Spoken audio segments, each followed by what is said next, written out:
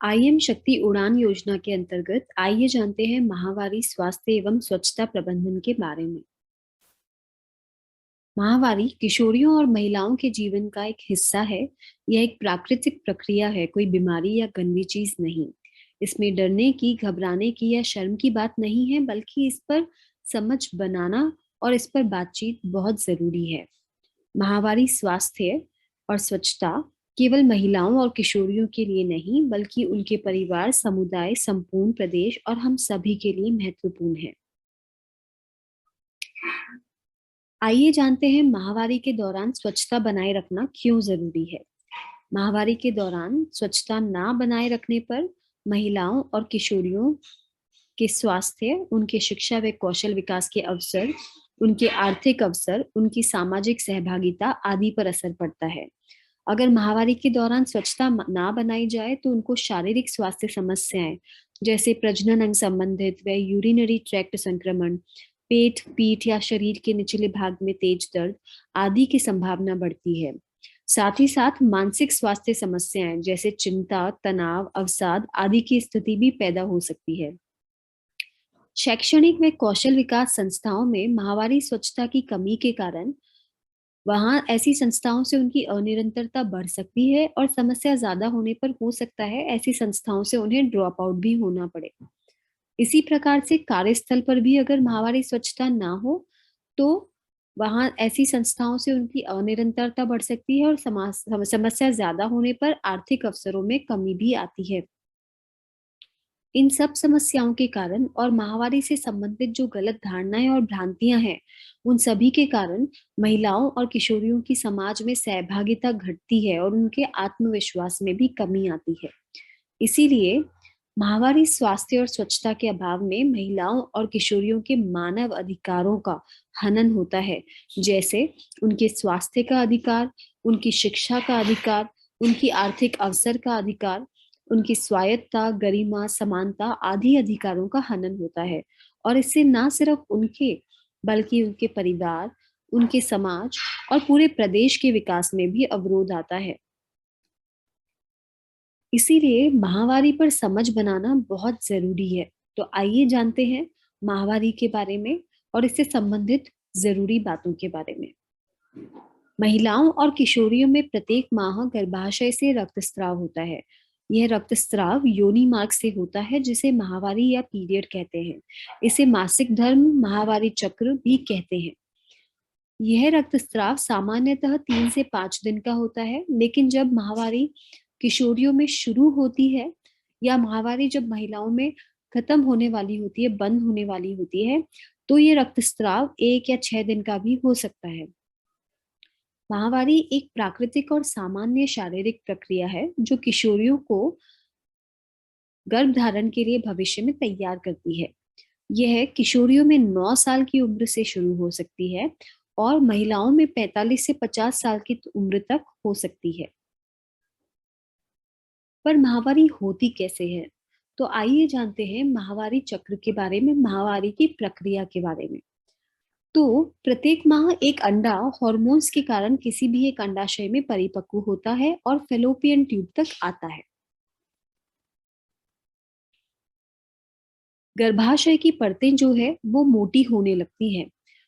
ये गर्भाशय की परतें मोटी होना इस बात का संकेत है कि ये परतें एक निषेचित अंडे मतलब जब अंडा शुक्राणु से मिलता है और फर्टिलाइज होता है यानी निषेचित होता है, उस अंडे को लेने के लिए और उस अंडे को बच्चे में विकसित करने के लिए ये परतें मोटी होती हैं और तैयार होती हैं। लेकिन ऐसा सिर्फ तब होता है जब अंडा निषेचित होता है यानी कि शुक्राणु से मिलता है और फर्टिलाइज होता है। परंतु अगर ऐसा नहीं होता तो ये जो परतें हैं वो टूटने लगती हैं और रक्तस्राव के रूप में योनि से बाहर निकलती हैं। यही चक्र जो है हर महीने चलता है और इसी को माहवारी चक्र कहते हैं। ये सामान्यतः 28 दिन का होता है, लेकिन किन्हीं किन्हीं महिलाओं में या किशोरियों में ये 36 दिन का भी हो सकता है। जब माहवारी शुरू होती है किशोरियों में तो ये माहवारी चक्र अनियमित भी हो सकता है, यानी हो सकता है जब आज अगर मेरा पहला दिन है माहवारी का, तो 28 दिन बाद अगर मुझे माहवारी आई, हो सकता है अगली बार 30 दिन में या 35 दिन में भी आए। जब माहवारी का चक्र सामान्य बनने में आपको लगभग 2 साल तक भी लग सकते हैं। और एक चीज और जरूरी है कि जो आपकी भावनात्मक स्थितियां हैं, उनके बदलाव के कारण भी आपका माहवारी चक्र प्रभावित होता है। गर्भावस्था के दौरान माहवारी बंद हो जाती है। ऐसा क्यों होता है? क्योंकि जो परतें हैं, मोटी परतें, वो उस निषेचित अंडे को के विकास में लग जाती हैं, उसे पोषण देने में लग जाती हैं, और इसलिए वो टूटकर बाहर नहीं निकलती और माहवारी नहीं आती।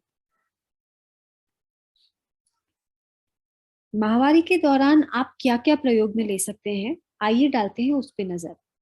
सूती कपड़ा, सूती कपड़े का पैड, डिस्पोजेबल सैनिटरी नैपकिन, ये तो सामान्यतः ये तीनों चीजें हमने देखी भी है और हम प्रयोग में भी लेते हैं कभी। उसके अलावा टेम्पॉन, मेंस्ट्रुअल कप या मेंस्ट्रुअल अंडरवेयर भी होती हैं, जिन्हें आप प्रयोग में ले सकते हैं।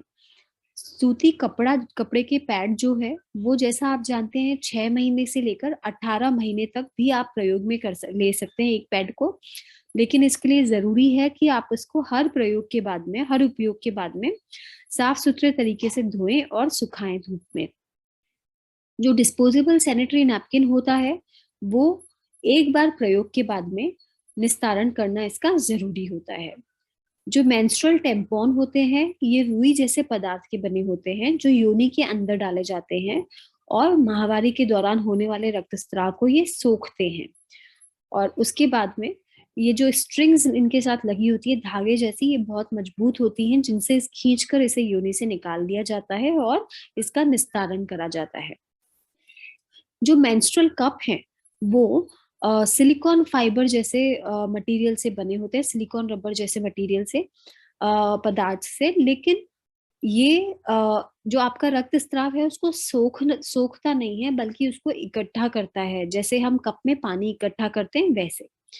ये भी योनि के अंदर डाला जाता है।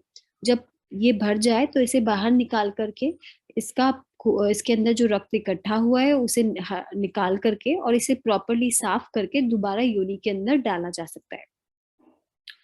जो मेंस्ट्रुअल कप है, वो अगर साफ सुथरे तरीके से आप रखें तो आप 5 वर्ष तक भी एक ही कप को प्रयोग में ले सकते हैं। मेंस्ट्रुअल अंडरवेयर, इसके अंदर एक ऐसा पदार्थ होता है जिसमें सोखने की क्षमता बहुत अच्छी होती है। इसे भी आप धो करके साफ सुथरे तरीके से सुखा करके पुनः उपयोग में ले सकते हैं। ये कुछ महीनों से लेकर 2 साल तक भी आपके काम में आ सकती है। और आपको जानकर के खुशी होगी कि राजस्थान सरकार आपके लिए अब आंगनवाड़ी केंद्रों पे, स्कूलों में, कॉलेजों में निशुल्क सैनिटरी नैपकिन का वितरण कर रही है। तो अब जो सैनिटरी नैपकिन है डिस्पोजेबल, वो आपको जल्द ही निशुल्क मिलेंगे, ना सिर्फ किशोरियों को बल्कि महिलाओं को भी।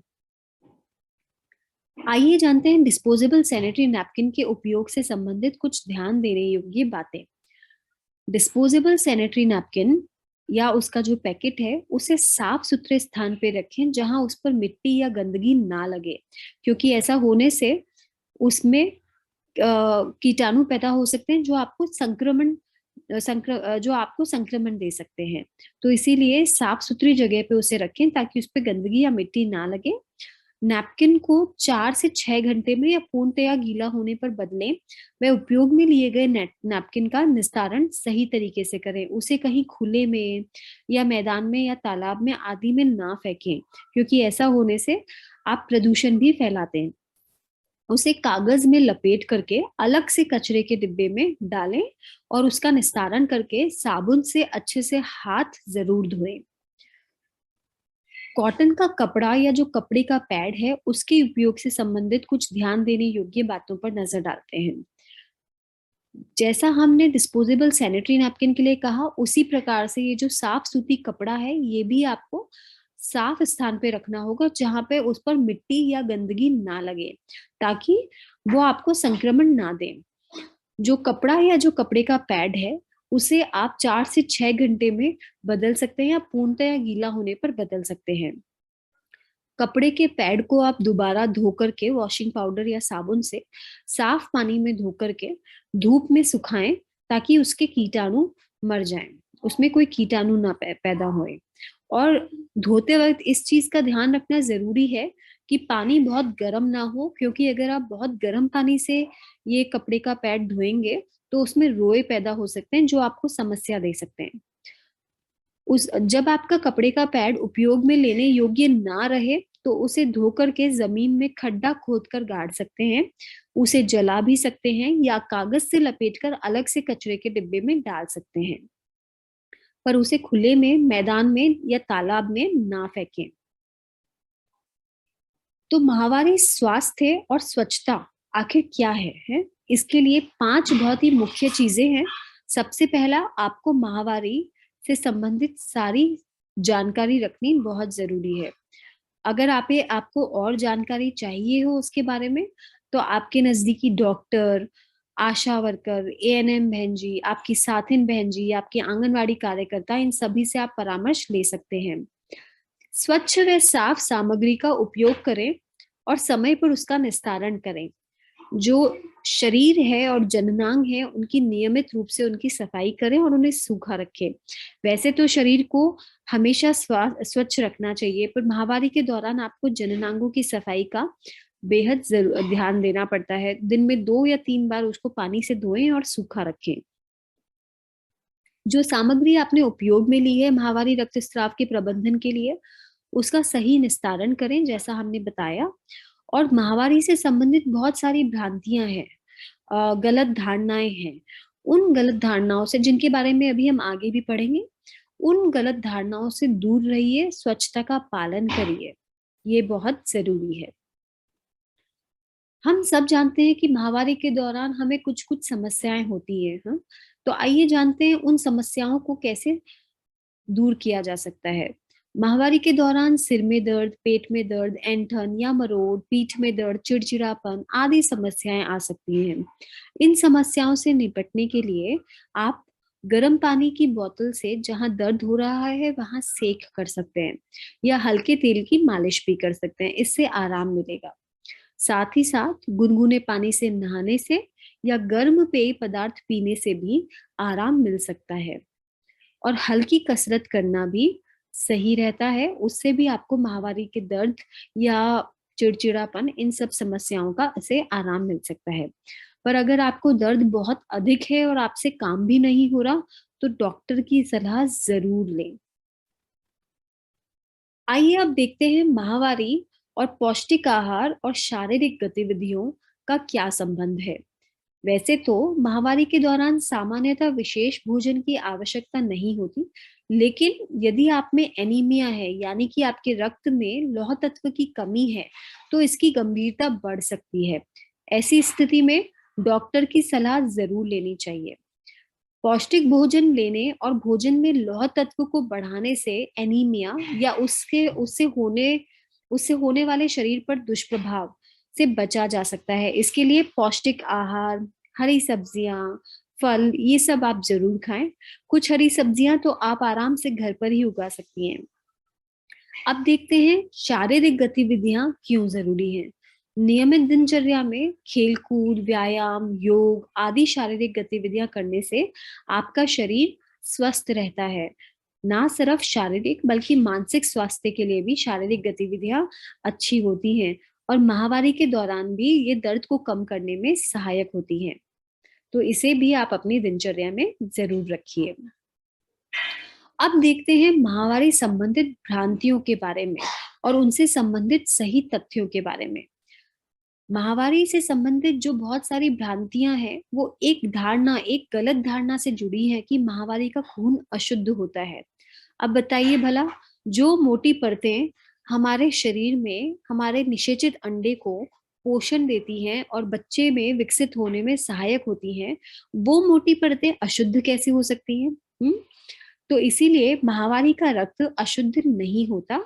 और ये जो अवधारणाएं हैं कि माहवारी के समय जो बहुत सारी गलत गलत भ्रांतियां हैं कि आप धार्मिक स्थलों पे ना जाएं क्योंकि आप अशुद्ध होते हैं, या आप कुछ वस्तु जैसे आचार, पापड़, घड़ा आदि को ना छुएं क्योंकि आपके छूने से वो खराब हो सकती हैं।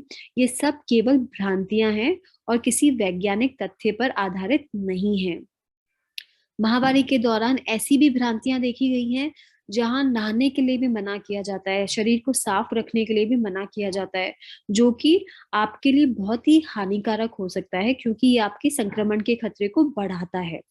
तो ये सिर्फ भ्रांतियां हैं। इन भ्रांतियों के कारण किशोरियों और महिलाओं के शारीरिक स्वास्थ्य ही नहीं बल्कि उनके मानसिक स्वास्थ्य पे भी बहुत असर पड़ता है। तो इन भ्रांतियों से दूर रहना चाहिए और माहवारी के दौरान स्वच्छता का पालन जरूर करना चाहिए। तो हम सभी के लिए बहुत जरूरी है कि माहवारी स्वास्थ्य पर खुद की समझ बनाएं और माहवारी स्वच्छता का पालन करें। साथ ही साथ अन्य किशोरियों और महिलाओं को भी, चाहे से छोटे समूह में, चाहे से उनसे पारस्परिक वार्ता में, उन्हें भी इस विषय पर उनकी भी हमें समझ बढ़ानी चाहिए। और ना सिर्फ महिलाओं और किशोरियों की, बल्कि आपके परिवार के जो पुरुष सदस्य हैं या आपके अन्य किशोरियों के और महिलाओं के परिवार में जो पुरुष सदस्य हैं या आपके समुदाय के जो लीडर हैं, उन सभी की भी इस विषय में जानकारी बढ़ाएं और उन्हें बताएं कि इस विषय में उनकी भी जिम्मेदारी है। तो इसी के साथ माहवारी स्वास्थ्य और स्वच्छता पर जो चुप्पी है, जो शर्म है, वो टूटेगी। माहवारी और पर हम स्वच्छता बनाए रख सकते हैं और माहवारी स्वास्थ्य और स्वच्छता का पालन कर सकते हैं।